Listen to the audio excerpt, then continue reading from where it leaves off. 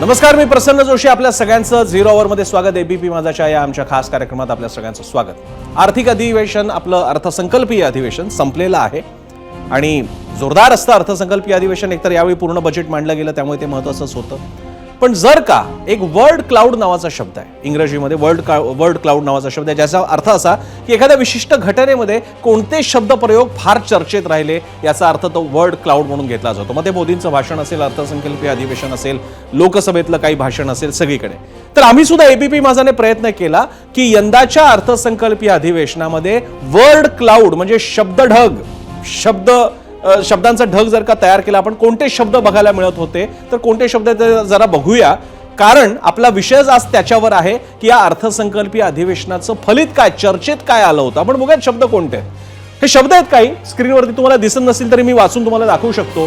बीड हत्याकांड, हक्कभंग, आदित्य ठाकरे, कामरा, औरंगजेब, संविधान, कचरा, नागपूर हिंसाचार, दिशा सालियान, कुणाल कामरा, पायाला बांधलेले 56 पुरुष, हे सुद्धा आहे त्यामध्ये.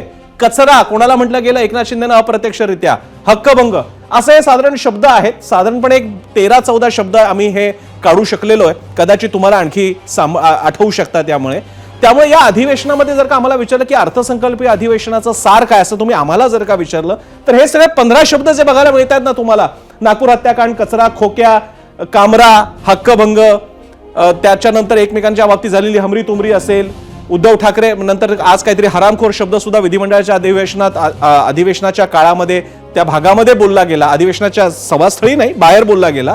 असे सगळी गमत जमत सगळी चालू आहे. प्रश्न असा आहे, मग लोकांच्या प्रश्नांचं काय, मुद्द्यांचं काय, धोरणांचं काय, आणि तोच आपण आजचा विषय घेतलेला आहे. पहिल्यांदा आपला नेहमीप्रमाणे प्रश्न बघूया झिरो अवरचा, की जो घेऊन मी पाहुण्यांकडे जाणार आहे. कोणता प्रश्न आहे की जो आपण लोकांच्या मनातला विचारणार आहोत, काय चाललेलं आहे या अधिवेशनाच्या काळामध्ये. आपला प्रश्न आहे, विधिमंडळाच्या अर्थसंकल्पीय अधिवेशनात जनहित साध्य झालं असं तुम्हाला वाटतं का? या प्रश्नाचं उत्तर तुम्ही आम्हाला होय किंवा नाही असं देऊ शकता. त्यासाठी एबीपी माझाच्या एक्स, फेसबुक, युट्यूब किंवा इन्स्टावर जाऊन तुम्ही आम्हाला या प्रश्नाचं उत्तर द्या. आणि आता आपण आपल्या मान्यवर पाहुण्यांकडे जाऊयात आणि त्यांना याच चर्चेची आपण सुरुवात करणार आहोत. आपल्यासोबत अनेक मान्यवर आहेत. आपल्यासोबत इथे आहेत सुनील प्रभू, शिवसेना ठाकरे गटाचे वरिष्ठ नेते आहेत. आपल्याला अतुल लोंढे सुद्धा आहेत, काँग्रेसचे वरिष्ठ नेते आणि प्रवक्ता सुद्धा. संग्राम जगताप, राष्ट्रवादी काँग्रेसच्या म्हणजे अजितदादांच्या राष्ट्रवादी काँग्रेसचे प्रमुख नेते. किरण तारे, वरिष्ठ पत्रकार आपल्यासोबत असतील. याशिवाय नीलम गोऱ्हेताई सुद्धा थोड्याच वेळात आपल्यासोबत असतील, ज्या विधान परिषदेच्या उपसभापती आहेत. सगळ्यांचं स्वागत. मी पहिल्यांदा, आणि प्रसाद लाड सुद्धा मला दिसतात, आत्ताच कनेक्ट झालेले दिसतात. प्रसाद लाड भाजपचे वरिष्ठ नेता आपल्यासोबत आहेत. सगळ्यांचं स्वागत. मी अतुल लोंढेंकडून एवढ्यापुरता सुरुवात करतोय. मी कदाचित सुनील प्रभूंपासून केली असते, पण मी अतुल लोंढेंपासून करतोय. हेतू हा की विरोधी पक्षीयांना या अधिवेशनामध्ये कोणत्या विषयांवरती बोलायला अधिक आवडलं असतं, एक दिवस त्याला दिला असता तर. तेव्हा अतुल लोंढे, मी तुम्हाला पण तो प्रश्न विचारणार, सुनील प्रभूंना विचारणार, किरण तारेंना विचारणार, आणि मग सत्ताधारी पक्षाच्या आमदारांकडे, मी नेत्यांकडे येणार आहे. सो माझा पहिला प्रश्न अतुल लोंढेंना की अतुल लोंढेजी, किमान 5 असे कोणते मुद्दे तुम्ही सांगाल की ज्यावर एक दिवस खर्च करायला हवा होता चर्चेसाठी? सांगा. असं आहे प्रसन्न की प्रत्येक विरोधी पक्ष हा सभागृहामध्ये, अधिवेशनामध्ये अंकुश ठेवण्याचा अधिकार असणारा लोकांचा पक्ष असतो. पण आता विरोधी पक्षाला मान्यताच नाही. 293 वर सतत प्रत्येक आठवड्यात एक वेळा चर्चा झाली पाहिजे, सविस्तर सांगोपांग. अनेक विषय दिल्यानंतर सुद्धा सत्ताधाऱ्यांनी ती चर्चा होऊ दिली नाही. कारण अध्यक्ष आणि सभापती हे दोन्हीही तटस्थतेने वागत नाही. हे दोन्हीही सत्ता पक्षांचे एखादे कार्यकर्ते असल्यासारखे वागतात. हा पहिला आरोप आहे स्पष्टपणे. दुसरं, जे संसदेमध्ये माईक बंद करण्याचा प्रकार आहे, माईक बंद करण्याचा प्रकार यावेळेस विधानसभेमध्ये सुद्धा बघायला मिळाला. आज महाराष्ट्र अनेक गोष्टींनी ग्रासलेला आहे. महाराष्ट्राचं कर्ज झालेलं आहे. ऑफ बजेट फायनान्सिंग आणि बजेट दोन्ही याचं काढलं तर 12 ते 12.5 लाख कोटीचं कर्ज जे आहे ते महाराष्ट्रावर झालेलं आहे. जे आपण ज्याला म्हणतो ना vicious circle of debt to GDP ratio, याच्यामध्ये ते 22% गेलेलं आहे. अर्थसंकल्पामध्ये 18.3% दाखवलेलं आहे. ती डोळ्यात धूळपेक आहे. महिला धोरण दुसरा प्रश्न होता एक महत्वाचा, की महिला धोरणाच्या संदर्भामध्ये मग आपल्याला काय पुढे करता येईल. कारण त्यात महिला सुरक्षेचाही प्रश्न येतो, महिलांच्या नोकऱ्यांचा प्रश्न येतो, महिलांच्या सांगोपांग विकासाचा प्रश्न येतो, युवा धोरणाचा तिसरा मुद्दा आपल्याला चांगला करता आला असता. त्याच्यामध्ये बेरोजगारी जी आहे त्या बेरोजगारीच्या अनुषंगाने सुद्धा आपल्याला चांगला विचार करता आला असता. शेतकऱ्यांच्या आत्महत्या काही केल्या थांबत नाही, आमच्या काळात थांबत नव्हत्या. पण एक सांगोपांग चर्चा झाल्या पाहिजे की कांद्याचा प्रश्न आहे, कापूस अजूनही शेतात आहे. प्रसन्ना, तूर अजूनही घेतल्या जात नाही. सोयाबीन हा 3600 वर पुन्हा खाली आलेला आहे. शेतकऱ्यांनी तो माल बाहेर काढल्यानंतर याची सांगोपांग चर्चा जी आहे ती होऊ शकलेली नाही. आणि दुसरी गोष्ट एक आहे की माझ्याकडे मुबलक पैसे आहे, मग एका खात्याचे पैसे दुसऱ्या खात्यात का जातात? मंत्र्यांवर आरोप करतात आहेत. आपण संजय सिरसाटांचा आरोप पाहिला की माझ्या खात्यातले 4000 कोटी, म्हणजे याचा अर्थ SC आणि ST OBC यांचा जो स्कॉलरशिपचा प्रश्न आहे, यांचा जो शिक्षणाचा प्रश्न आहे, यांच्या पुढं आपण काही काही वेगवेगळ्या त्यांच्यासाठी योजना आहे, त्याला 100% खात्री लागणार आहे. आणि या बजेटमध्ये सगळ्यात महत्त्वाची चर्चा अशी व्हायला पाहिजे होती की तुम्ही 47 ते 48% खर्च करता. बरं. आणि 47% खर्च केल्यानंतर तुमच्या ह्या बजेटला अर्थ काय राहतो? मग तुम्ही जे आकडे दाखवता की आमचं डिफिसिट फायनान्सिंग एवढं आहे, आमचं रेव्हेन्यू डेफिसिट एवढं आहे, आमच्यावर कर्ज एवढं आहे, याचा अर्थ तुमच्याकडे पैसे नाही. बरं. महाराष्ट्र कर्जामध्ये आहे. विरोधी पक्षासोबत जर सांगोपांग चर्चा केली असती तर एक चांगला मार्ग काढता आला असता. पण ही चर्चाच नको आहे. म्हणून मला एक चांगलं सुचलं की मध्यंतरी कामरा आघाडीवर, दिशा पिछाडीवर औरंगजेबचं डिपॉझिट जप्त, मग मधात औरंगजेब पुढे आघाडीवर, दिशा पिछाडीवर, कामरा आघाडीवर, ह्या अशा सगळ्या ज्या गोष्टीच्या चर्चा ज्या आहे या महाराष्ट्राला शोभत नाही. कारण महाराष्ट्राच्या विधानमंडळानं, महाराष्ट्राच्या प्रशासनानं दिशा दाखवलेली आहे देशाला. ती दिशा दाखवण्याचं काम आता सोडलेलं आहे. आता आपणच म्हणजे त्या कचराकुंडी सारखं करून ठेवण्याचं काम जे आहे ते काम होतं आहे. हे अतिशय चुकीचं आहे. आणि अतुलजी, लेटेस्ट स्कोर असा आहे, लेटेस्ट स्कोर वाघ्या पुढे आहे. औरंगजेब पिछाडीवर गेलाय, दिशा सालियन मध्ये आलेली आहे आणि वाघ्या सगळ्यात टॉपला आहे आता. वाघ्या टॉपला आहे आता. ही लेटेस्ट बातमी. औरंगजेबाची डिपॉझिट जप्त झाली आहे. औरंगजेबचं डिपॉझिट जप्त झाली आहे कारण सौगात आलेली आहे. साहेबांची सौगात आल्यामुळे आता कोणीच काही बोलू शकणार नाही. ओके. मी सुनील प्रभूंकडे जातो. सुनील प्रभू आणि किरण तारे झाल्यानंतर आपले मान्यवर सत्ताधारी पक्षाचे जे नेते त्यांच्याकडे सुद्धा मी जाणार आहे. त्यांच्याकडे मुद्दामून शेवटी का जातोय? कारण त्यांना याची उत्तरं द्यायची आहे की अधिवेशन अधिक चांगलं. कारण अधिवेशन राबवण्याची सगळ्यात मोठी जबाबदारी सत्ताधाऱ्यांवरती असते आणि त्यांचा प्रमुख म्हणून मुख्यमंत्र्यांवर असते. अधिवेशनाचे ते विधिमंडळाचे ते नेते असतात. म्हणून मी आता सुनील प्रभूंकडे जातो. सुनील प्रभूजी, असे कोणते 5 मुद्दे, खास करून तुम्ही मुंबईबद्दल अधिक हक्काने सांगू शकाल, महानगरांबद्दल सांगू शकाल, असे कोणते 5 मुद्दे की ज्यावर वस्तुतः किमान 5 दिवस का होईना अधिवेशनात एक दिवस द्यायला हवा होता? तुमचे 5 मुद्दे पण येऊ द्या.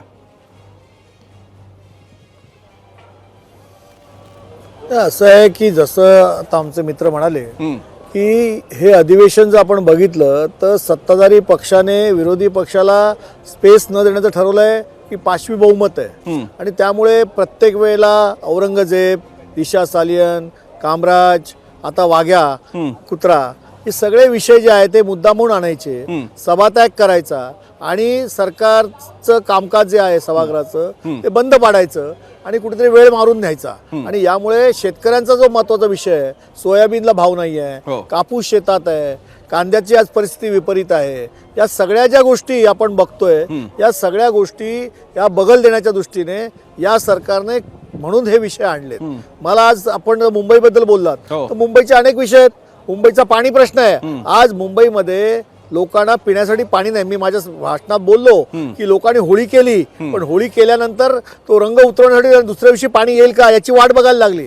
ही काय शोभनीय बाब नाही ना मुंबई शहराला. आणि त्यामुळे अतिरिक्त पाणी मुंबईला मिळावं म्हणून तो चर्चा व्हायला पाहिजे होती. कायदा सुव्यवस्थेचे धिंडोडे उडवले आहेत. महिलांवरती अत्याचार, ड्रग्सची सप्लायर, लोकांचं सेवन, तिकडे छोट्या मोठ्या पद्धतीने महिलांवरती होणारे अत्याचार, रिक्षावाल्यांची दादागिरी असेल किंवा रिक्षावाल्यांना मारहाण असेल, या सगळ्या गोष्टी ज्या आहेत त्या सरकारने खऱ्या अर्थाने याच्यावर चर्चा करा. आणि मला असं वाटतं की आज संविधानावरती आम्ही चर्चा केली. संविधान आम्हाला काय सांगतं की सर्वसामान्य माणसाला कसं राहावं, कसं जगावं, काय करावं, या सगळ्या गोष्टी देतं. संविधानाने आम्हाला एक तर संसद आणि प्रत्येक राज्याला व्यवस्थित असे अधिकार दिलेले आहेत आणि या अधिकाराचा वापर करून आपण विधानसभा चालवतो. विधानसभेमध्ये विरोधी पक्षाचा एक वेगळा अधिकार आहे आणि तो अधिकार वापरून, ते आयुध वापरून या विधानसभेमध्ये सर्वसामान्यांना न्याय देण्याचं काम विरोधी पक्ष करतो. परंतु हा विरोधी पक्षाला चेपण्याचं काम, त्याला बोलू न देण्याचं काम, त्याने आणलेल्या आयुधावरती तिकडे बगल देऊन दुसऱ्याच गोष्टी पुढे आणून लोकांचं जे चित्त आहे ते दुसरीकडे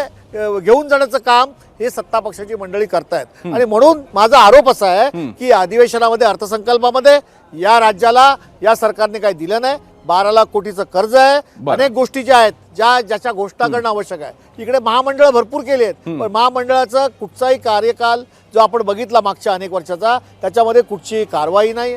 मराठा आरक्षणाचं जरी भिजत गोंगडं असलं तरी त्या विद्यार्थ्यांचे प्रश्न आहेत.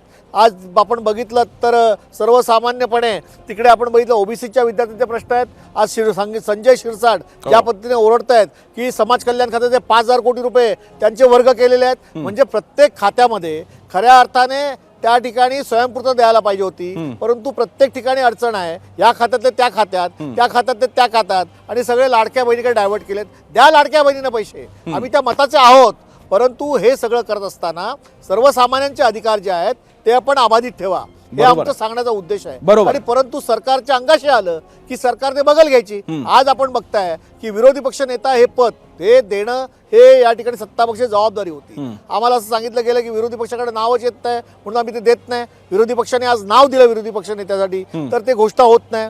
ठीक आहे, हा त्यांचा विषय सत्ता पक्षाचा असला तरी देखील विरोधी पक्ष आज आहे ना. जनतेने निवडून दिलेले विरोधी पक्षातले आमदार आहेत, त्यांचे अधिकार आहेत, संविधानाने त्याला अधिकार दिले आहेत. आणि विधिमंडळ जे चालतं ते सभाशास्त्राच्या नियमाप्रमाणे चालतं, नियमावलीप्रमाणे चालतं. त्याप्रमाणे सभागृह कधी चालतच नाही. आज बिलावरती माझं परवा सभागृहामध्ये प्रचंड मोठ्या प्रमाणामध्ये भांडण झालं की बिल मांडलंय, मंत्र्यांना आम्ही सांगतोय की आम्ही या बिलाला विरोध करत नाहीये, पण किमान तुम्ही उद्देश तर सांगा.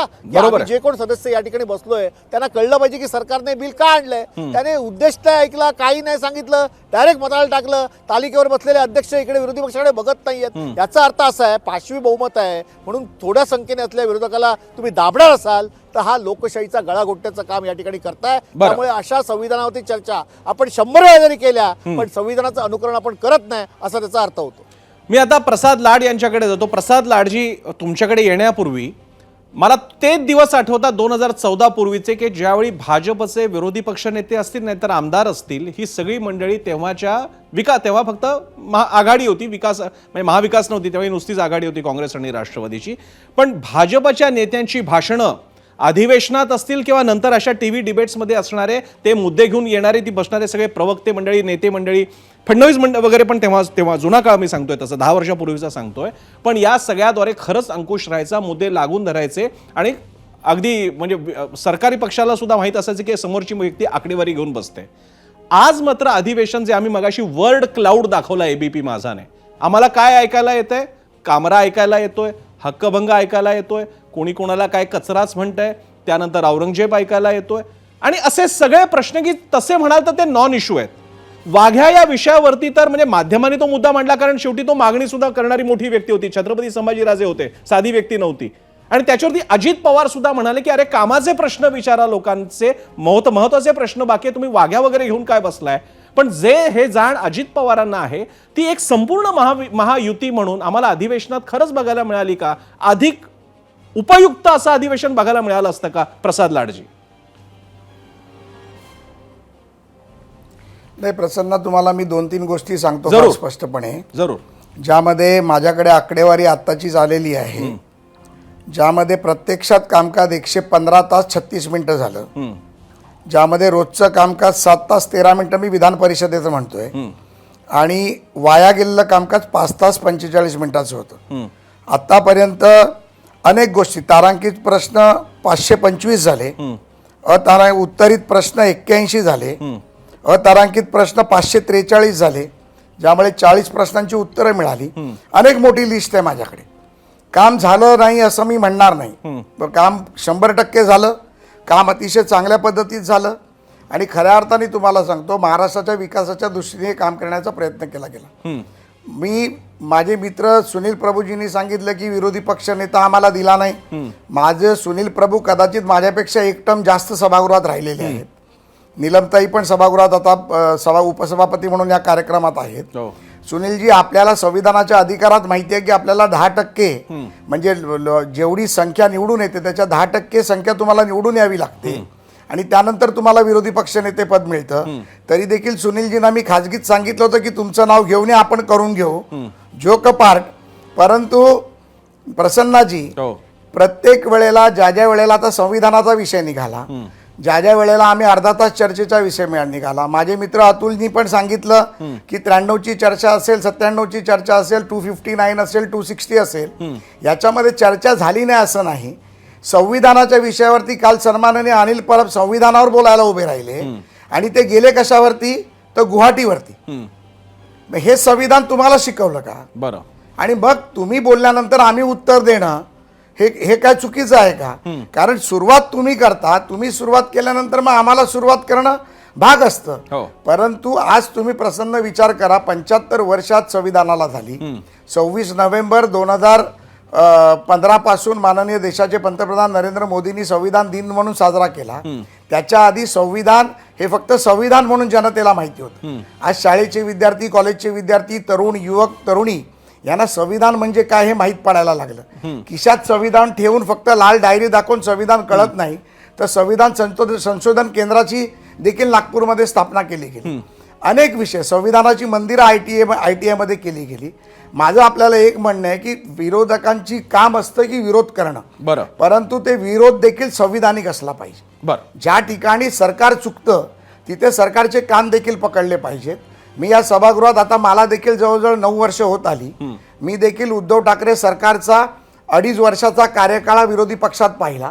पण विरोधी पक्षामध्ये आम्ही जेव्हा असताना 100% आम्ही विरोधी पक्षाचं काम केलं, ज्यामध्ये आम्ही गृहमंत्र्याला जेलमध्ये जावं लागलं इथपर्यंत आम्ही काम केलं. बरं. आणि कायदा सुव्यवस्थेच्या गोष्टी जर सुनील प्रभू आणि करत असतील तर मनसुख हिरेंची हत्या कधी झाली, अंबानीच्या घराखाली जिलेटिन बॉम्ब कोणी ठेवला, त्याच्यानंतर बॅग घोटाळा कोणी केला, कोविड घोटाळा कोणी केला, आणि कायदा सुव्यवस्थेमध्ये अनेक गोष्टी, याच्यामध्ये महिला बलात्कारांपासून ते महिला सुरक्षेपर्यंत, घोटाळ्यांपासून ते एका जगप्रसिद्ध उद्योगपतीच्या घरापर्यंत कायदा बसनात बांधून ज्यांनी आता दिशा आम्हाला ज्या अधिवेशनाची दिशा दिली थोडीशी, बरं, तो दिशा प्रकरण देखील आम्ही त्या दिशा प्रकरणावर सभागृहात बोललो नाही. प्रसन्न ऐकून घ्या एक हो, मिनिट. हो, हो. माझी स्टेटमेंट होती मुख्य प्रवक्ता म्हणून, बरं, की न्यायप्रविष्ट प्रकरण आहे, न्यायालय जे सांगेल ते आम्ही मान्य करू. आम्हाला वैयक्तिक आदित्य ठाकरेवर टीका नव्हती करायची, परंतु बात निकलेगी तो दूर तक जाएगी.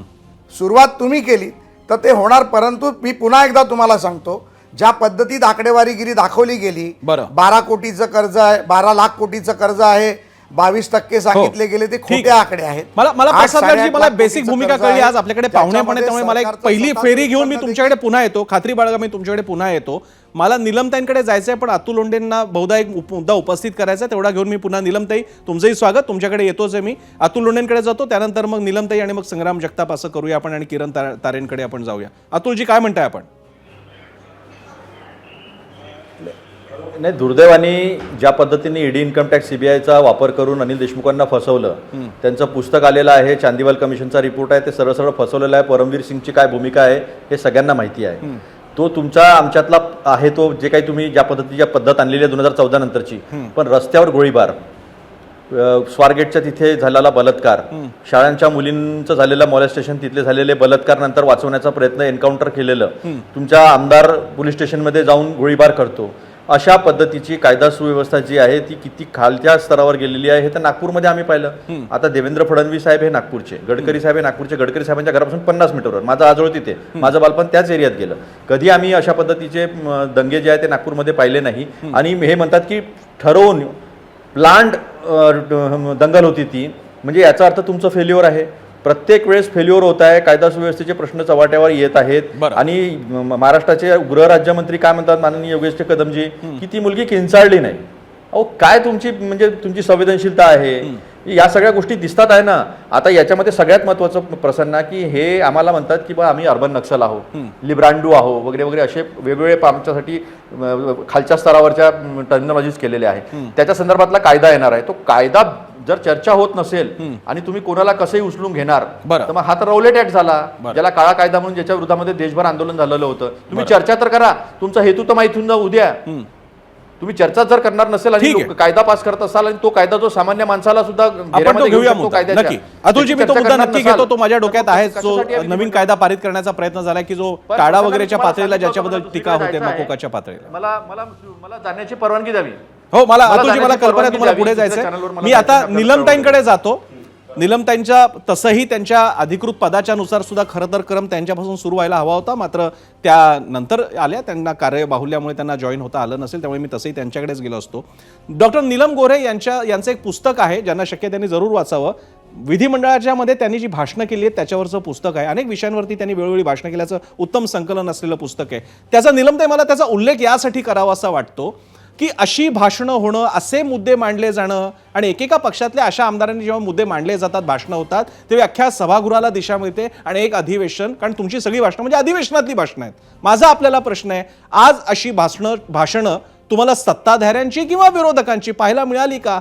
अधिक उपयुक्त असं अधिवेशन होऊ शकलं असतं का? माझा प्रश्न आहे. मुळामध्ये मला तुमच्यासमोर वस्तुस्थिती आहे की नाही कल्पना नाहीये, परंतु विधानसभा आणि विधान परिषदेमध्ये दोन्हीही जे काही शेवटचा समारोप करत असताना अध्यक्ष आणि सभापतींनी सांगितलं, त्यातला प्रत्येक मुद्दा जरी सांगितला नाही तरी विधानसभेत रोज सरासरी 9 तास 7 मिनिटं आणि विधान परिषदेमध्ये रोज 5 तास, रोज 7 मिनिटं अशी कामकाज झालेलं आहे. 9 तास आणि 7 तास हा वेळ सगळे सभासद बोलत होते, म्हणजे किंवा सरकारचे प्रतिनिधी बोलत होते किंवा सभासद बोलत होते. एक दुसरा महत्वाचं, जवळजवळ विधान परिषदेमध्ये आणि विधान सभेमध्ये जे प्रस्ताव झाले की ज्याच्यामध्ये मगाशी सुनील प्रभू जे म्हणत होते, शेतकऱ्यांचे प्रश्न आहेत, विजेचे प्रश्न आहेत, शिक्षणाचे प्रश्न आहेत, या सगळ्या प्रस्तावांच्या वरती जी चर्चा झालेल्या आहेत सगळ्या, त्या जवळजवळ 5 चर्चा झालेल्या आहेत की ज्या 2.5 तासाच्या चर्चा असतात साधारणपणे, त्या प्रत्यक्षात 3.5 तासापर्यंत चर्चा होतात आणि ज्याच्यात निम्मा वेळ विरोधकांना आणि निम्मा वेळ सत्ताधारी पक्षाच्या मंत्र्यांच्या उत्तराचा वाटून दिलेला असतो.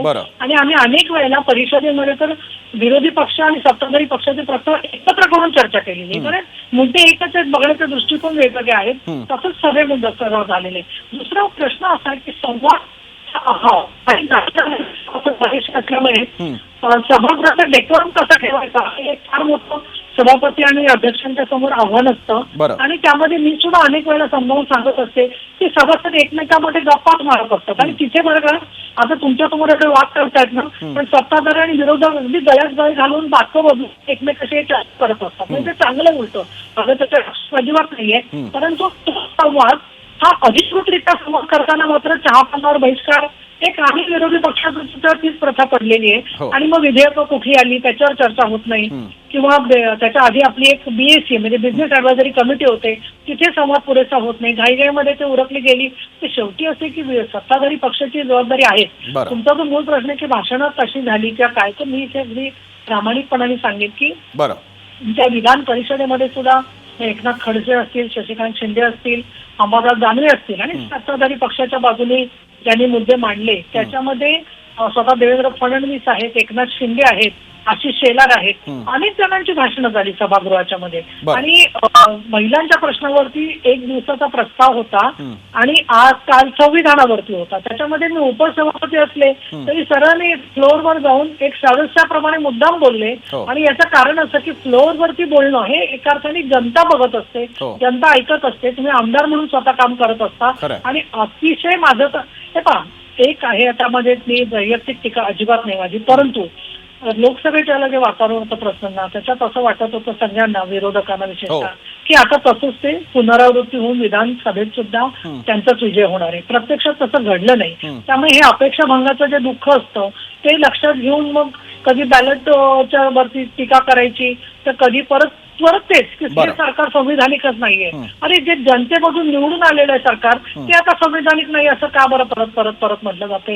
हा जो आरोप आहे ना की अध्यक्ष आणि सभापती माईक बंद करत होते, त्याच्यात असं होतं की परवानगी न घेताच बोलून उभं राहायला लागले की घोषणा देतात काही वेळेला सदस्य, तर घोषणा द्यायला लागले माईक वरून. तर आमची सिस्टीमच अशी आहे की एकदम 2 लोक बोलायला लागले तर माईक चालतच नाही, बाकीचे माईक बंद केलेले असतात, सगळ्याच घोषणा चालतील माईक आणि गोंगाट होईल. तरी सुद्धा काही वेळेला दोन्ही सभागृहांच्या मध्ये वेलमध्ये सभासद गेले, विरोधी पक्षाचे 10 वेळा गेले असतील तर 4 वेळेला सत्ताधारी पक्षाचे सुद्धा. आणि हे वेलमध्ये जाऊन म्हणजे मधल्या विहिरीत जाऊन प्रत्यक्षामध्ये आरडाओरडा सगळा जो होतो तर त्या आरडाओरड्यामध्ये वेळ वाया जातो. आणि म्हणून विधानसभेमध्ये सुद्धा वेळ वाया गेला आणि तो 20 मिनिटं गेला विशेष म्हणजे.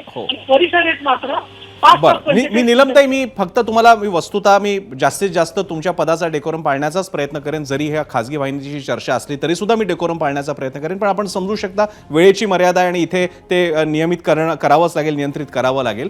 फक्त निलमताई, चर्चा आपल्याला किती वेळ किती भाषणं झाली याच्या पलीकडे कशावरती काय बोललं गेलं आणि आणखी कोणते कायदे मंडळ आहे तर कोणते असे कायदे झाले किंवा त्याच्यावरची चर्चा झाली. मगाशी जसे 5 मुद्दे निघत होते, अगदी थोडक्यात सांगून मी ब्रेकवर जाणार आहे. पण महाराष्ट्राचे रस्ते, महाराष्ट्राचा प्रादेशिक असमतोल, ग्रामीण महाराष्ट्रामध्ये वाढलेली गुन्हेगारी असेल, शहराचं बकालीकरणाचा मुद्दा असेल, रोजगार असेल आणि महागाई असेल आणि असे काही प्रोजेक्ट ज्याची महाराष्ट्र वाट बघतोय, कारण आपल्याला महाराष्ट्र आघाडीवर घेऊन जायचं असेल तर आणखी मोठे प्रोजेक्ट आले पाहिजेत आणि ते फक्त पुणे, मुंबई, नाशिकच्या बाहेर गेले पाहिजेत.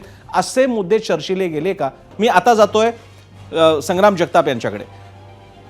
संग्रामजी, लाडकी बहीण योजना जरी महायुती सरकारची असली, गेल्या खेपेच्या महायुती सरकारची, तरी हे अमान्य करण्यात काहीच हशील नाही की त्याचा चेहरा बनले होते प्रामुख्याने अजित पवार, कारण अर्थ खातं त्यांच्याकडे होतं आणि सगळीकडे ते मेळावे घेत होते, त्यामुळे एक अजित पवारांचा चेहरा बनला होती सरकारचीच, 3 पक्षाची.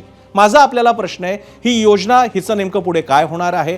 शिवस्थाळी योजना असेल आणि अशा अनेक प्रकारच्या योजना असतील, त्याच्यानंतर स्मारक बांधण्याच्या सगळ्या योजनांची जाहीर आपण अजित पवारांनी केलं, पण टीका अशी होते की फक्त स्मारकच महत्त्वाची आहेत का? जरा भविष्यात येणार आहोत का? अन्य काही कामाच्या योजना आणि धोरणं राबवणार आहोत का? माझा आपल्याला पुन्हा तोच प्रश्न आहे जो मी बाकीच्यांना विचारला की कामाचं काय झालंय, अधिवेशनाचं फलित काय? तो फळ शब्द आहे ना, फळ काय, फळ मिळालंय माझ्या तपाला, तर काय या अधिवेशनातून मिळालं? जरा भावनेत वाहून गेलो का आपण सगळे या निमित्तानं? माझा प्रश्न आहे आपल्याला. नाही, निश्चितच प्रसन्न, आपण जे काही आता मत व्यक्त केलंय की या राज्याचं फार मोठं म्हणजे अर्थसंकल्पीय अधिवेशन आताच म्हणजे आज आपला समारोप झालेला आहे आणि याच्यामध्ये प्रामुख्याने पाहिलं त्याला अर्थसंकल्पीय अधिवेशन म्हटलं जातं. आणि याच्यामध्ये हे अधिवेशन 3 तारखेपासून तर आजपर्यंत हे चालू राहिलं. तसं मगाशी नीलमताईने देखील दोन्ही सभागृहाची किती तास चर्चा झाली याचा एक खुलासा आपल्या समोर केलेला आहे. आपल्या सगळ्या दोन्ही सभागृहांची चर्चा झाली, पण विधानसभेच्या बाबतीमध्ये जवळपास 9 तासापेक्षा अधिकची चर्चा रोज झालेली आहे. म्हणजे कामकाज पार पडलेलं आहे आणि कामकाजामध्ये पाहिलं तर एकूण 146 तासांपेक्षा अधिक तास हे अधिवेशन आतापर्यंत आजच्या दिवसापर्यंत चाललेलं आहे. याच्यामध्ये आपण जर पाहिलं तर सूचना ज्या होत्या, स्वीकृत सूचना, ह्या 2557 अधिकृत म्हणजे स्वीकृत या सूचना मांडल्या गेलेल्या आहेत. त्याचा निश्चित सरकार विचार करणार आहे. आणि आपण जर पाहिलं ते महाराष्ट्राला काय मिळालं, लाडक्या बहिणीला काय मिळालं, तर 36,000 कोटींची, जसं तुम्ही सांगितलं की मागच्या काळामध्ये हे सरकारने मांडलं, हे अजितदादांना क्रेडिट मिळालं किंवा अजितदादाच्या पुढे आले, महायुती सरकारची होती. मुख्यमंत्री लाडकी बहीण योजना हे नाव त्या सरकारने दिलं गेलं, आजही तेच नाव आहे. 36,000 कोटीची तरतूद आज याच्यामध्ये झालेली आहे. बरं, तुम्ही विचारलं पुढे काय होणार आहे. आताच नुकतेच महिला दिनाच्या अगोदर हे पैसे वर्ग झालेले आहेत आणि हे पुढे देखील योजना चालू राहणार आहे. आमच्या महायुती सरकारचा संकल्प आहे बरं, हे 1,500चे 2100 रुपये करायचे हा संकल्प आहे. पुढच्या काळात निश्चित रूपाने तिन्ही प्रमुख नेते मंडळी त्याचा निर्णय घेतील, पुढे ते लागू होईल. आणि त्याचबरोबरीनं आपण जर चर्चेच्या बाबतीमध्ये सांगितलं की सरकारला काय, लोकांना काय मिळालं, या अधिवेशनाचं फलित काय किंवा फळ काय, बरं, तुम्ही पाहिलं तर अजितदादांच्या माध्यमातून त्यांनी बजेट सादर करताना सांगितलं की यावेळेला रस्ते बनवत असताना, तुम्ही रस्त्यांचा प्रश्न विचारला, की रस्ते बनवत असताना प्रत्येक गावामध्ये, खेड्यापर्यंत, एखाद्या वस्तीपर्यंत एक कॉन्क्रीटचे रस्ते दिले जातील, अशा प्रकारचं जाहीर हे बजेटमध्ये देखील मांडण्यात आलेलं आहे. म्हणजे पुढच्या काळामध्ये ग्रामीण भागामध्ये देखील, जसं आज आपण मोठ्या मोठ्या शहरांमध्ये पाहतो की आता आमच्या अहिल्यानगर शहरामध्ये देखील जर पाहिलं तर कॉन्क्रीटचे रस्ते सुरू आहेत, तर तशाच प्रकारे छोट्या गावांपर्यंत, वाडी वस्तीपर्यंत कॉन्क्रीटचे रस्ते पोहोचणार आहेत. बरं, आणि प्रामुख्याने तुम्ही जे सांगितलं की फक्त गड किल्ले होणार आहेत का किंवा स्मारक होणार आहेत का, निश्चित रूपानं स्मारक देखील झाली पाहिजेत. त्या पुढच्या पिढीला याच्यातच चांगला विचार मिळतो. आज जसं दादांनी संगमेश्वरचं स्मारक निर्माण करणार हे सांगितलं, एक इतिहास आहे, हा जोपासला पाहिजे. नाही, आता संग्रामजी, आता स्मारकाचा विषय निघाला. काय होतंय, स्मारक हा शब्द असा झालेला आहे ना की स्मारक म्हटलं की सगळे गप्प बसतात, कुणालाच बोलता येत नाही. स्मारक जरूर उभी करा. छत्रपती शिवरायांचा पुतळा नाही, असा जिल्हा, गाव आणि शहर नाही, असा चौक नाही महाराष्ट्रामध्ये. माझा प्रश्न आहे, पण छत्रपती शिवराय आणि शिवकाळाची जिवंत स्मारकं म्हणजे किल्ले आहेत. 2014 साली जेव्हा पहिलं युती सरकार आणि आताचं महायुती सरकार आलेलं आहे, त्याच्यानंतर आज देखील पावसाळा आता सुरू होईल, दरवेळी कुठल्या तरी किल्ल्यामध्ये चिरा ढासळल्याची बातमी येतेच येते. नीट तिकडे काही सोयी नाहीत. कुठले तरी रोपे, सिंहगड रोपेची बातमी मध्येच येते, निघून जाते, नंतर त्याचा काही शोध लागत नाही. एक कमिटी तयार केलेली आहे ज्याच्यावर संभाजीराजे छत्रपती आहेत, त्यांच्या सूचनांचं पुढे काय झालं, कोणत्या किल्ल्यांचं पुढे काय आधुनिकीकरण झालं किंवा शिवसृष्टी त्यावर अवतरली, याची कुठलीही डिटेल्स मिळत नाहीत. मग आपण आणखी एक स्मारक करणं म्हणजे काय, एक पुतळा उभा करा, त्याच्यानंतर नवीन आंदोलनाला कोणता कसा सुरुवात होते की आता पुतळा उभारला, आता मेघडंबरी हवी, मग मेघडंबरी आल्यानंतर आता त्या पुतळ्याच्या नावाने चौकाचं नाव द्या. हेच होत राहतं. पण आमचे जिवंत किल्ले मात्र दुर्लक्षित राहतात ते राहतात. संग्रामजी, माझा तो प्रश्न आहे, अशा अधिवेशनांमध्ये असे एक एक विषय घेऊन शिवकाळेनं आपल्याला स्मारक ना जिवंत किल्ल्यांवरती होऊन दे एक दिवस चर्चा की महाराष्ट्रातले एकूण शिवकाळातले किल्ले. आता एक त्यातला मुद्दा आलाय, मला कल्पना आहे आशिष शेलार म्हणालेत की सगळ्यांनी ASI कडचे महाराष्ट्रातले किल्ले महाराष्ट्र सरकारकडे यावेत, पण या निमित्तानं अख्खी चर्चा होऊ शकली असती. कारण एक किल्ला म्हणजे अख्ख्या त्या तालुक्याचा प्रभाव टाकणारा किल्ला असतो. रायगड म्हणजे केवळ एक किल्ला नाही, त्याच्या भोवतीच्या पंचक्रोशीमध्ये त्याचे परिणाम होत असतात. मी या अर्थानं विचारत होतो, मी पुन्हा येईन आपल्याकडे. मी आता किरण तारेंकडे जातोय, कारण त्यांनी हे अधिवेशन पत्रकार म्हणून सगळे दिवस आणि यापूर्वीची अधिवेशनं पाहिलेली आहेत. किरण तारेजी, अधिवेशन काळाची उपयुक्तता अधिवेशनानुसार कमी होत चालली आहे, वाढते का काही नवीन हातात येते, आपलं काय निरीक्षण आहे किरणजी? नाही, याच्यावर मला आपल्या प्रेक्षकांना एक गोष्ट नक्की सांगायची वाटेल की बजेट अधिवेशन जेव्हा असतं, हो, वर्षभरातलं सर्वात महत्वाचं अधिवेशन हे बजेट अधिवेशन असतं. त्यामुळे त्याला सर्वाधिक कालावधी पण दिला जातो. आणि देवेंद्र फडणवीस विरोधी पक्ष नेते होते, किंबहुना विरोधी पक्षामध्ये होते, हो, त्यावेळेला ते सातत्याने म्हणायचे की बजेट अधिवेशनामध्ये सरकारला एक्सपोज करण्याची खूप चांगली संधी असते, कारण कालावधी मोठा असतो, हो, खूप सारखे विषय असतात. या अधिवेशनामध्ये तुम्ही आधीच वर्ड काउंट दाखवलात, वाघ्यापासून औरंगजेबापर्यंत. तर मला असं वाटतं की या अधिवेशनामध्ये जनतेला काय मिळालं, तर जनतेच्या हाती भोपळा आलेला आहे. भोपळा, अक्षरशः भोपळा. काही मिळालेलं नाही आपल्याला. ना बजेटमध्ये काही मिळालंय, ना त्या चर्चेमधनं काही मिळालंय, ना कुठल्या कायद्यामधनं काही मिळालं. बरं, विधिमंडळाचं खरं काम हे कायदे करणं आहे. किती कायदे केले या अधिवेशनामध्ये? एक्झॅक्टली एकही नाही. किती कायद्यांवर चर्चा झाली, किती बिलं मांडण्यात आली, त्या बिलांवर किती तास चर्चा झाली. हो, सातत्याने इकडे मुद्दा येतो की इतके तास आम्ही चर्चा केली, इतके तास आम्ही काम केलं, पण इतके तास काम केलं त्याची प्रोडक्टिव्हिटी काय आहे? बरोबर आहे. 10 तास मी काम केलंय, पण त्या 10 तासाची माझी प्रोडक्टिव्हिटी जर अर्ध्या तासाची पण नसेल, हो, तर त्या 10 तासाच्या चर्चेला काही अर्थ उरत नाही. हो, त्यामुळे मला असं वाटतं की सामान्य जनतेच्या दृष्टीने या अधिवेशनातून काहीही मिळालेलं नाहीये. अधिवेशनात काय मिळालंय, तर अधिवेशनात एक गोष्ट नक्की कळली आहे, विरोधी पक्षामध्ये धमक राहिलेली नाही. विरोधी पक्ष सरकारला अंगावर घेऊ शकत नाही. सरकारच्या इतक्या प्रचंड चुका असताना देखील सरकारच्या एका मंत्र्याला विधिमंडळाच्या अगदी 2 दिवस आधी राजीनामा द्यावा लागतोय एका प्रचंड गाजलेल्या खून खटल्यामध्ये. हो, त्याच्याबद्दल विरोधी पक्ष काही बोलायला तयार नाही. दुसऱ्या एका मंत्र्याबद्दल आरोप होता, त्या मंत्र्याला मुख्यमंत्र्यांनी ज्या पद्धतीने सेफगार्ड केलं आणि आरोप करणाऱ्यांवर, तक्रार करणाऱ्यांना जेलमध्ये टाकलं. मुख्यमंत्री आपल्या मंत्र्यांना वाचवतायत, अर्थात त्यांचं ते कर्तव्य आहे, त्यांनी ते केलेलं आहे चांगल्यापणाने. पण हे एक्सपोज करण्यामध्ये विरोधी पक्ष कुठेही आपल्याला दिसलेला नाही. बरं, इथे प्रश्न संख्याबळाचा नाही आहे. म्हणजे आपल्या सगळ्यांना आठवत असेल, इथे तर सगळे ज्येष्ठ नेते आहेत, हो, निलमताई आहेत आणि बाकी सगळे जण आहेत. त्यांच्या बोलण्यात सातत्याने एक उदाहरण यायचं की छगन भुजबळ शिवसेनेचे एकटे आमदार असायचे आणि ते अख्खं सभागृह हलवून सोडायचे खरं आहे. त्यांच्या तरुणपणाचे. बरोबर आहे. अशा छगन भुजबळ आज विरोधी पक्षामध्ये कुठे आहे? कोणीच नाहीये. कारण विरोधी पक्षामध्ये ती ज्या प्रकारची एक नैतिकता असावी लागते सरकारला अंगावर घेण्यासाठी म्हणून, सरकारशी 2 हात करण्यासाठी म्हणून, ती विरोधी पक्षाकडे आहे का? तर नाहीये. त्यामुळे सरकारचं पावतं. त्यामुळे सरकार हवं तसं त्यांच्या मर्जीने काम करू शकतं आणि सरकारला तर ते हवंच आहे. विरोधी पक्ष कमकुवत असलेला त्यांना हवंच आहे. म्हणजे काल खरं देवेंद्र फडणवीस गमतीने म्हणालेत, पण त्यांच्या गमतीने केलेल्या विधानाचा देखील विरोधी पक्षांनी सिरियसली अभ्यास करायला हवा. फडणवीस असं म्हणाले की विरोधी पक्ष कसा असतो त्याचं ट्रेनिंग मी तुम्हाला देऊ शकतो, तुम्ही माझ्याकडे ट्रेनिंग घ्यायला या. त्यांनी कोबरखळी मारले विरोधी पक्षाला. त्यांनी सांगितलं विरोधी पक्षाला तुमचा धमक नाही आहे आणि विरोधी पक्षाने ते मान्य केलंय. हे आपण लक्षात घेतलं पाहिजे. विरोधी पक्ष त्या ज्या पद्धतीने आक्रमकपणाने टीव्ही चॅनलवर बोलतो किंवा बाहेर बोलतो, विधिमंडळामध्ये काय होतं, विधिमंडळात सर्वात जास्त शस्त्र आणि अस्त्र विरोधी पक्षाकडे आहेत. सगळ्या प्रकारचे आयुध उपलब्ध आहेत. मग तिथे विरोधी पक्ष का विषय मांडत नाही, हा खरा प्रश्न आहे. किरणजी, याच्याबद्दल मी या कार्यक्रमाच्या चर्चेसाठी ज्यावेळी काही लोकांशी मी बोललो, अर्थातच मी नावं घेऊ शकत नाही, त्यांचं म्हणणं आहे की प्रश्न विचारायला काही हरकत नाही, पण प्रश्न विचारले तर कुठल्या तरी जुन्या फाईल सुरू होतात, जुने व्यवहार, जुने काय सगळ्या एजन्सीची कामं सुरू होतात आणि मग तिथे अधिवेशनामध्ये लोकशाही आहे, पण नंतर मात्र आमची प्रकरणं आहेत आणि या बाबतीत आमचा पक्ष आम्हाला समर्थन देत, सहकाऱ्यांचा तर प्रश्नच नाहीत, कारण ते डोक्यावर पाय ठेवायला तयार आहेत, यामुळे बोलता येत नाही. हे त्याच्या मागचं तुम्हालाही माहिती आहे, हे ओपन सिक्रेट आहे. किरणजी, तुम्हालाही माहिती आहे ते.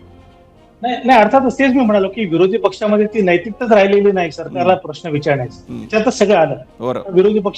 विरोधी पक्षापेक्षा खरं म्हणजे खरं. अधिवेशन गाजवलं सत्ताधारी पक्ष आहे. छगन भुजबळने कांद्याचा प्रश्न आक्रमकपणाने मांडला, त्यांना त्याचं क्रेडिट द्यायला पाहिजे. खरं. नंतर कायद्या अर्थात मी आता पुन्हा एकदा प्रसाद लाडांकडे जातो. प्रसाद लाड झालं की पुन्हा निलमताईंकडे मी त्या गाडीत बसलेल्या, त्यामुळे त्यांना थोडासा वेळ देतो. मी प्रसाद लाड यांच्याकडे जातो. प्रसाद लाडजी, हे सोडून द्या विरोधी पक्ष, गुन्हे वगैरे, मी काही संतोष देशमुख प्रकरण नाही, वाघ्या नाही, औरंगजेब नाही, मी कोणतेही वाद असलेले विषय आता घेत नाही. त्याच्यामुळे मी कोणावर तुमच्यावरही टीका नाही आणि विरोधकांवरही नाही.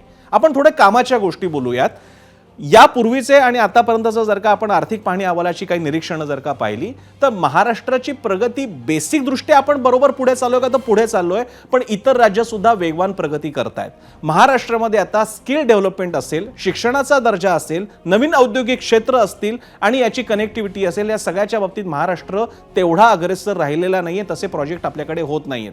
Skill India, stand up India, startup वगैरे, स्टार्टअप महाराष्ट्र स्टार्टअप राष्ट्र झालं पाहिजे, हे कन्व्हेन्शन्स जी भरली जातात मुंबईच्या BKC वगैरे मध्ये, इंटरनॅशनल कन्व्हेन्शन सेंटरमध्ये, त्याचा प्रत्यक्षात काही बघायला मिळत नाहीत. मोठमोठ्या दावोसच्या ज्या इन्व्हेस्टमेंट येतील त्या येतील, पण त्या महाराष्ट्राच्या काही भागात असतील. महाराष्ट्राचं एकूण स्किल डेव्हलपमेंट काय आहेत, अशा विषयांवरची चर्चा, महाराष्ट्राच्या शिक्षण व्यवस्थेचा काय दर्जा आहे, आमची विद्यापीठं पहिल्या 100 मध्ये नसतात प्रसाद लाडजी, हा मुद्दा चर्चेला गेला पाहिजे. असे अनेक विषय आणखी सांगता येतील. तुम्ही माझ्यापेक्षा 10 मुद्दे सांगाल, मग असे मुद्दे का चर्चेला येत नाही? SEZ हा विषय तर महाराष्ट्र विसरून गेलेला आहे, यापुढे आता ऐकायलाही येत नाही.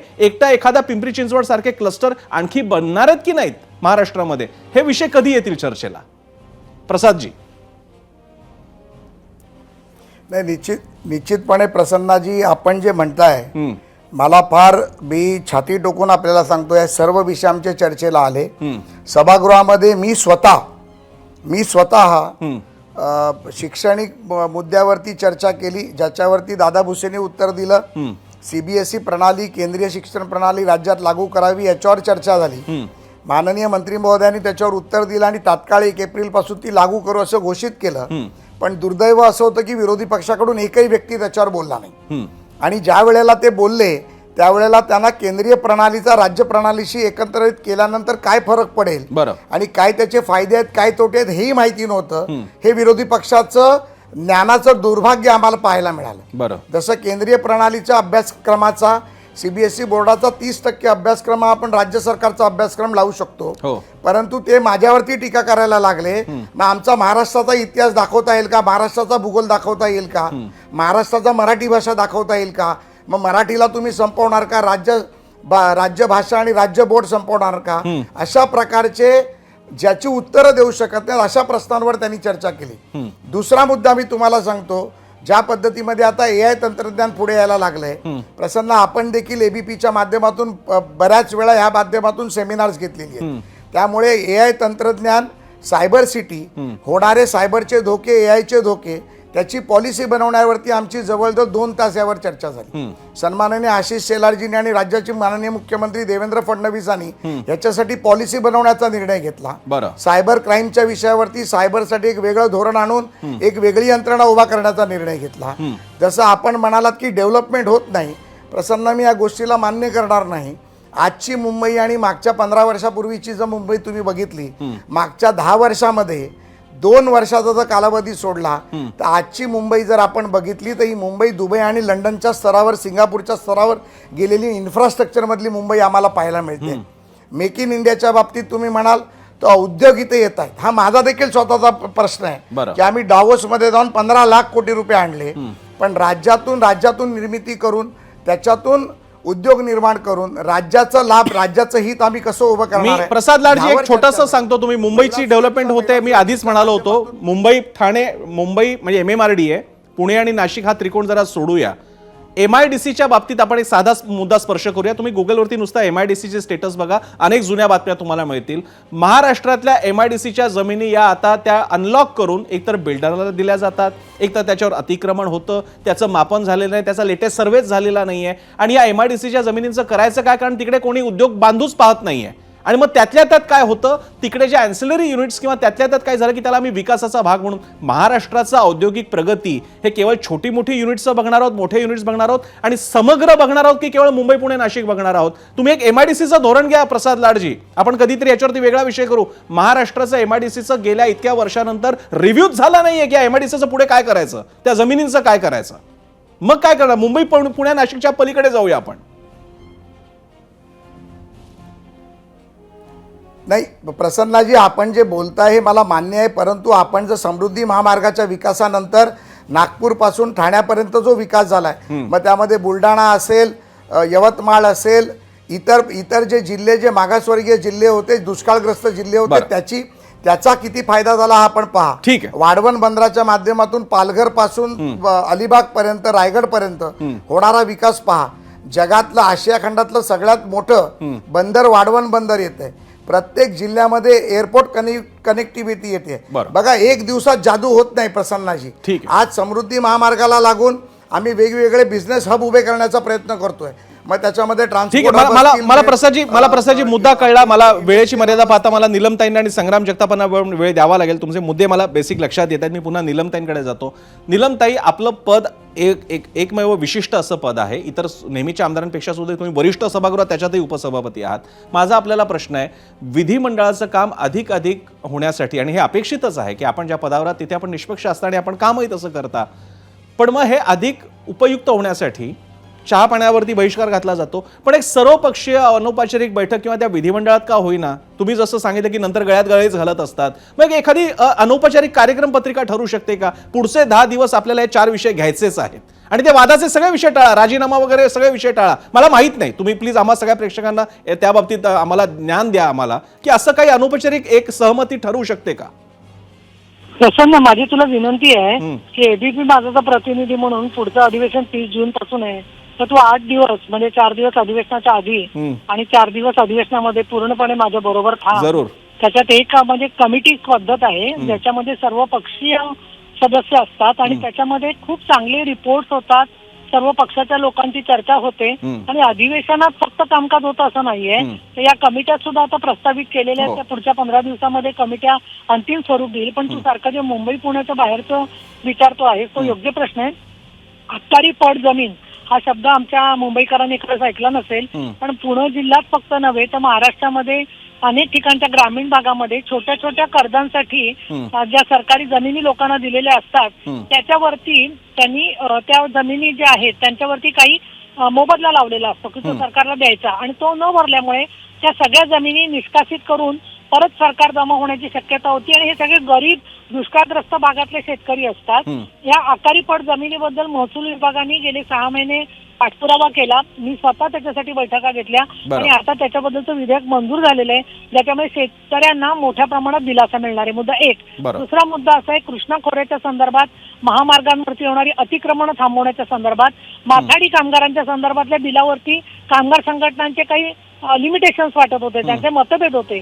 पण या सगळ्यांशी बोलून या माथाडी कामगारांना, अंग मेहनत करणाऱ्या लोकांना सुद्धा विमा किंवा आरोग्यविषयक सुविधा मिळतील याबद्दलचं विधेयक सुद्धा याच्यामध्ये मंजूर करण्यात आलं.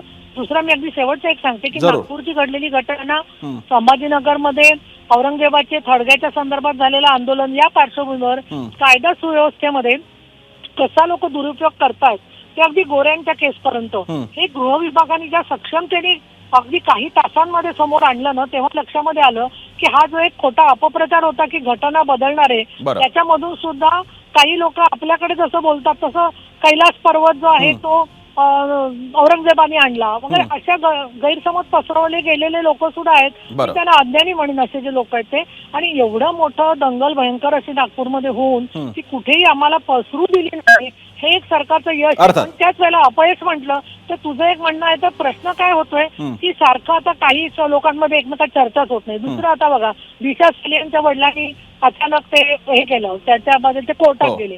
आता हे काही विधिमंडळात सरकार पक्ष किंवा सत्ताधारी पक्षांनी, आम्ही तर काही त्याच्यामध्ये केलं नाहीये माझ्या माहितीप्रमाणे कुठेही. ठीक आहे. जानेवारी महिन्यामध्ये मी निलमताई, मी त्या विषयानं स्पर्शच करत नाहीये. मी अख्ख्या कार्यक्रमभरात मी या विषयानं स्पर्शच केला नाही, कारण त्यावरती वेळोवेळी चर्चा झाल्यात. म्हणून किमान आजचा दिवस तरी टीआरपीचा विषय विचार न करता पूर्ण अकॅडमिक चर्चा होऊ शकेल, फक्त मुद्द्यांवरती, विकासाच्या मुद्द्यांवरती होऊ शकेल म्हणून ही चर्चा होती. मी शेवटची एक प्रतिक्रिया फक्त संग्राम जगतापांची घेईन. संग्रामजी, या सगळ्याच्या पार्श्वभूमीवरती एक मुद्दा होता, चांगल्या योजना पुढे घेऊन जाण्याचा असेल, जसं नीलमताईंनी सांगितलं तसंच मी आपल्यालाही विचारतो की या सहमतीचं राजकारण काही होऊ शकतं का? अजित पवारांचे सर्वपक्षीय संबंध चांगले आहेत, तर जे दादा ते त्या बाबतीत जरा दादा झाले तर कदाचित अधिवेशन अधिक उपयुक्त ठरेल. आपलं काय मत? नाही, दादांनी खासगी स्तरावरती अनेक लोकांची, या वेगवेगळ्या पक्षांच्या प्रतिनिधींची विधानसभेमध्ये सभापतींच्या कार्यालयात असेल किंवा त्यांच्या कार्यालयात असेल, सगळ्यांशी चर्चा करून बरं अनेक विषय पुढे नेले. आणि त्याच्यातनं आपण जर पाहिलं तर आता त्यांनी या अधिवेशनाच्या कार्यकाळामध्येच आपण पाहिलं बीड जिल्ह्यामध्ये विमानतळ करणार अशी देखील घोषणा केलेली आहे. आमच्या शिर्डीचं नाईट लँडिंगचं काम आता सुरू झालेलं आहे. असे वेगवेगळे विषय म्हणजे विकासाच्या बाबतीमध्ये भूमिका ही अजितदादांनी फक्त पुन्हा मुंबईच नाही तर बाहेरच्या जिल्ह्यांमध्ये देखील लक्ष घातलं. ठीक आहे, मी शेवटची कमेंट फक्त किरण तारेंकडनं घेईन. किरण जी, हा नेहमीचा मुद्दा आहे की अशी अधिवेशनांसाठी एक अधिकृतरित्या टाइमलाईन ठरवता येईल का? अनेकदा 2-3 आठवड्यामध्ये महाराष्ट्रासारख्या राज्याचे आणि आता पुढचं अधिवेशन थेट पावसाळी अधिवेशन असणार आहे, तर त्याचे दिवस फंक्शनिंग वाढवण्यात यावं, या बाबतीत काही मुद्दे ठरवता येतील का? सहमती बनवण्यात येईल का? एक मुद्दा मात्र खरंच आहे, चहा पाण्यावर बहिष्कार. आता त्याला म्हणजे यशवंतरावांपासूनची ती परंपरा आहे, त्याला अर्थ काही राहत नाही, नंतर सगळे गळ्यात गळे घालून त्या विधिमंडळाच्या कॅन्टीनमध्ये बसलेले असतात. मग हा विरोधकांवरती पण बोट दाखवायला नको का किरणजी? नाही, खरं ना, कसं नाही, चहा पाण्यासारखी प्रथा परंपरा आता बंद करायला हवी, त्याला काही अर्थ उरलेला नाही, स्पष्ट मत आहे. आणि दुसरा मुद्दा जो सगळ्यात महत्वाचा आहे तो नीलमताईंनी मांडला की विधिमंडळाच्या ज्या कमिटीज बनणार आहेत, हा कमिटीचा विषय मी गेली 15 वर्ष ऐकतोय की कमिटी होणार आणि संसदेमध्ये जसं कमिट्यांचं काम चालतं तशा पद्धतीने कमिट्यांमध्ये बिलावर चर्चा होईल आणि मग ते बिल हाऊसमध्ये येईल, अशा पद्धतीची सिस्टम आपल्याकडे येणार, अशी फक्त चर्चा आहे गेली 15 वर्ष. आता नीलमताईंच्या पुढाकाराने समजा ते लवकर होणार असेल तर आनंदाची गोष्ट आहे. पण मला याच्यामध्ये आणखी प्रसाद एक गोष्ट सांगायची आहे की त्यांच्या दुर्दैवाने आणि एकट्या सत्ताधाऱ्यांच्या दुर्दैवाने आपण अख्ख्या देशभर फिरत असतो आणि अख्ख्या देशभरात फिरल्यानंतर जी आपल्याला जाणवत आहे मुंबई किती मागे पडली आहे. त्यामुळे मुंबईची तुलना दुबई आणि लंडनशी करणं तर फार दूरची गोष्ट आहे. मुंबईची तुलना आपण चेन्नईशी करूया, बँगलोरशी करूया, अगदी अहमदाबादशी करूया, आपल्या जवळच आहे. किरणजी, तुम्ही तरी मुंबईची तुलना करताय, माझं तर म्हणणं मुंबई सोडून द्या, तिचं होईल ती होतच राहील, किमान काही बेसिक प्रगती तरी गाठलेली आहे, मेट्रो सिटी तरी आहे. महाराष्ट्राचं काय तिकडे तर त्या बाकी MIDC रिकामे बेरोजगार आणि त्यातून तयार होणारे वाल्मी कराड सारखी दहशत आणि त्याच्याकडे मिळणारा हा सगळा वर्ग कोण असतो ज्याच्या हातात काम नाहीये, इथपर्यंत हे प्रश्न जातात. विधिमंडळात ते प्रश्न का महत्वाचे असतात आणि यासाठी आजचा विषय होता. नीलमताई, तुम्ही म्हणताय तसं खरंच पुढच्या अधिवेशनाला मला तुमच्याकडे यायला आवडेल आणि त्या कमिटींचं कामकाज सुरू झालं, जसं किरणजी सांगत होते 15 वर्षापासून किरण या समित्या तयार नाही झाल्या, तर बघायला नक्की आवडेल. आजच्या अतिशय महत्त्वाच्या विषयाला आपण सगळ्यांनी वेळ दिला, तुमचे सगळ्यांचे आभार, नीलमताईंचे विशेष आभार. थेट जाणार आहोत आपण माझा पोल सेंटरला. आपला प्रश्न होता आजच्या विधिमंडळ अधिवेशनाच्या अनुषंगाने आणि त्याचं उत्तर तुम्हाला द्यायचं होतं. एकूण मतं 20,000 आलेले. प्रश्न होता, विधिमंडळाच्या अर्थसंकल्पीय अधिवेशनात जनहित साध्य झालं असं वाटतं का? आणि 28% फक्त होय म्हणतायत, पण 72% लोकांना वाटतंय की असं काहीही साध्य झालेलं नाही. विधिमंडळाच्या बाबतीत ही लोकांची भावना आहे आणि थोडी थडकी नव्हे, 20,000 मतं आहेत. जेव्हा 20,000 मतं प्रत्यक्षात पडत असतील तर विचार करा बाहेरच्या जनतेला काय वाटत असेल. आता विधिमंडळाचा अवमान न करता मात्र ही जबाबदारी आपण आमदारांवरती सोपूयात. पावसाळी अधिवेशन जवळच असेल 3 महिन्यानंतर, तेव्हा आपलं लक्ष असेलच. तुर्तास आपण मात्र इथे थांबूयात. पाहत राहा ABP माझा.